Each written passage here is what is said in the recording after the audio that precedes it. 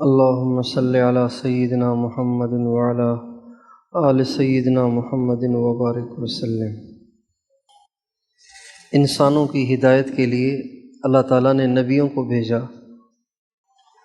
اور نبیوں نے دنیا میں آ کر انسانوں کو سدھارنے کے لیے، ہدایت پر لانے کے لیے 3 کام کیے۔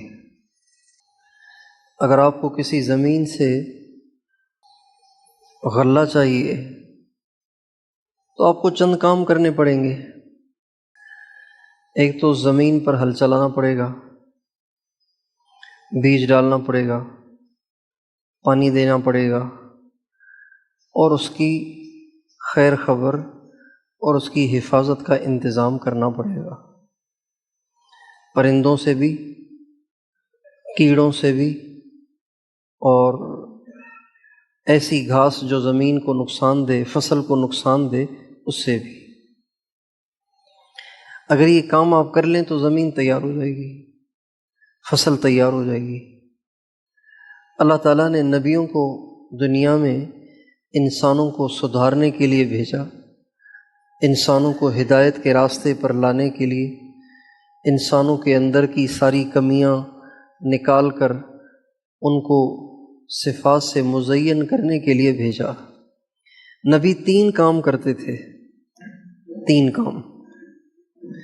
پہلا کام ان کو سمجھاتے تھے، یتلو علیہم آیاتہ، ان کو سمجھاتے تھے کہ مرنا ہے، اللہ کے سامنے پیشی ہے، اس کی تیاری کریں۔ دوسرا کام یہ کرتے تھے، ایک کام سمجھانا جس کو دعوت کہتے ہیں، واعظ و نصیحت کہتے ہیں، اور دوسرا کام جب ان کو یہ بات سمجھ میں آ گئی تو اب ان کو یہ بھی بتانا کہ کرنا کیا ہے، کیا کرنا ہے، کیا نہیں کرنا، کیا جائز ہے، کیا ناجائز ہے، کیا حلال ہے، کیا حرام ہے، کیا صحیح ہے، کیا غلط ہے، ان کو سمجھانا، علم دینا۔ اس کو کہتے ہیں یعلمہم الکتاب والحکمہ۔ اور تیسرا کام انبیاء علیہم السلام یہ کرتے تھے کہ ان انسانوں کے اندر دین سے دور رہ کر جو کمیاں، جو خرابیاں پیدا ہو گئی ہیں، ان کو وہ نکالتے تھے، اس سے ان کو پاک کرتے تھے۔ وَيُزَكِّيهِمْ، ان کا تزکیہ کرتے تھے۔ یہ نبیوں کے 3 کام ہیں، دعوت، تعلیم اور تزکیہ۔ تو حضرات صحابہ کرام رضی اللہ عنہم اجمعین اللہ کے نبی کی دعوت سے مسلمان ہوئے، اللہ کے نبی سے علم سیکھا، اور اللہ کے نبی نے ان کا تزکیہ کیا، ان کے اندر تکبر کو نکال کے ان میں تواضع ڈال دی، ان سے بخل کو ختم کر کے ان کو سخی بنا دیا، ان سے، ان کی طبیعتوں سے غصہ نکال کر ان میں بردباری اور برداشت پیدا کر دی، ان کے اندر سے انتقام کے جذبے مٹا کر درگزر اور معافی کا جذبہ ان میں پیدا کر دیا، اور ان کے اندر سے حسد، کینہ، بغض یہ نکال کر اور ان کی ہمدردی ڈال دی۔ یہ نبی کا کام ہوتا ہے۔ تو حضور اکرم صلی اللہ علیہ وسلم کے زمانے میں تزکیے کے لیے کوئی الگ سے انتظام نہیں تھا، بلکہ تزکیے کے لیے اتنا کافی تھا کہ کوئی ایمان کی حالت میں سرکار دو عالم کی ایک دفعہ دیدار کر لیتا۔ جو حضور کا دیدار کر لیتا، ایمان کی حالت میں آپ کو دیکھ لیتا، آپ کے ساتھ کچھ وقت گزار لیتا تھا، تو بس اس دیکھنے اور چند لمحے آپ کے پاس گزارنے کی برکت سے اس کے اندر سے ساری خرابیاں ختم ہو جاتی تھی۔ لیکن جب حضور اکرم صلی اللہ علیہ وسلم دنیا سے پردہ فرما گئے تو اب اس کی ضرورت پیش آئی کہ تزکیہ کیسے ہو۔ آپ علیہ السلام کی صحبت تو میسر ہوئی نہیں، آپ علیہ الصلوۃ والسلام کی صحبت کے مواقع تو فوت ہو گئے، اب تزکیہ کیسے ہو؟ چنانچہ تابعین کے زمانے سے لے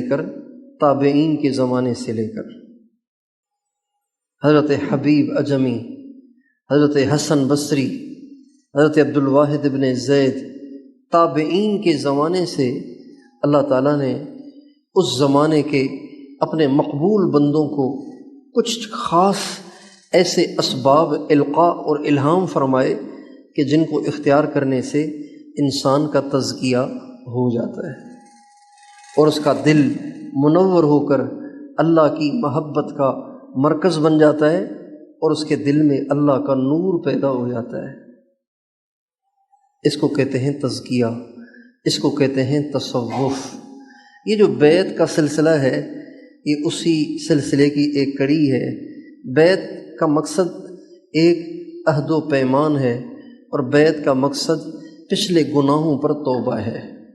گناہوں سے تو توبہ کرنی چاہیے نا، گناہوں سے تو توبہ کرنی چاہیے، اس لیے کہ زندگی پہ کوئی بھروسہ تھوڑی ہے کہ انسان کب تک جیے گا، توبہ کرنی چاہیے۔ تو اس بیعت کا مقصد ہے توبہ، انسان پچھلی زندگی پہ توبہ طائب ہو جائے اور آگے نیک بن کر زندگی گزارنے کی نیت کر لے، اور جو معمولات بتائے جائیں، جو ذکر اذکار جو بہت تھوڑے سے مختصر سے ہیں وہ بتائے جائیں تو اس کا اہتمام اور پابندی کر کے اپنے اندر کا تزکیہ کرے۔ جب انسان اس ذکر و اذکار کا اہتمام کرتا ہے تو اس کا تزکیہ بھی ہو جاتا ہے اور اس سے اللہ کی محبت بھی حاصل ہوتی ہے اور اس کی زندگی میں سکون بھی آ جاتا ہے اور اللہ کی مدد اس کے ساتھ ہو جاتی ہے، جس کی برکت سے اس کے سارے مسائل اللہ تعالیٰ حل فرما دیتے ہیں۔ کریں گے کوشش انشاءاللہ، اللہ تعالیٰ مجھے اور آپ کو توفیق عطا فرمائے۔ درود شریف پڑھ لیجیے۔ لا الہ الا انت سبحانک انی کنت من الظالمین، اللہم صلی علی سیدنا محمد وعلی آل سیدنا محمد وبارک وسلم۔ اے اللہ، ہم تیرے عاجز مسکین خطا کار گناہ گار بندے ہیں، تیرے دروازے پہ حاضر ہیں، اپنے گناہوں کی معافی چاہتے ہیں۔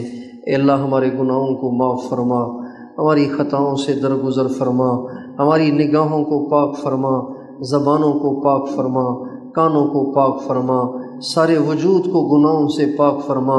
اے اللہ، ہر آن ہر گھڑی اپنی یاد عطا فرما۔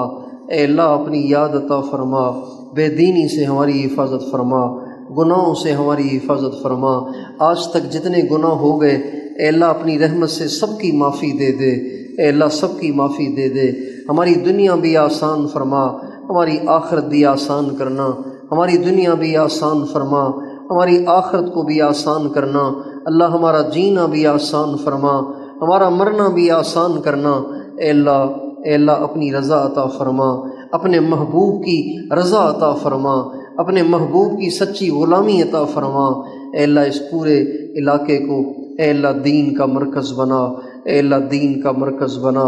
اے اللہ، اس گاؤں کا نام تیرے محبوب کے نام کے پر رکھا ہے۔ اے اللہ، تو اس گاؤں کو اپنے محبوب کی سنت کا گہوارہ بنا دے۔ اے اللہ، یہاں سے بے دینی کو ختم کر دے، یہاں رہنے والے مردوں عورتوں کو سب کو اپنا کامل ولی بنا دے۔ اے اللہ، اس مسجد کو آباد فرما، اے اللہ مدرسے کو آباد فرما۔ اے اللہ، قاری صاحب کی زندگی میں برکت عطا فرما، ان کو صحت اور سلامتی والی زندگی عطا فرما۔ اے اللہ، ان کے عذر کو دور فرما۔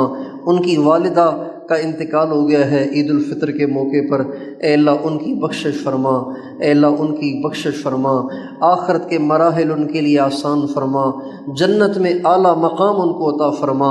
اے اللہ، اور بھی ان احباب ہم میں سے جن جن کے پیارے اس دنیا سے چلے گئے، اے اللہ ان سب کی قبروں کو منور فرما، ان سب کے درجات کو بلند فرما، ان سب کو جنت الفردوس میں اعلیٰ مقام عطا فرما۔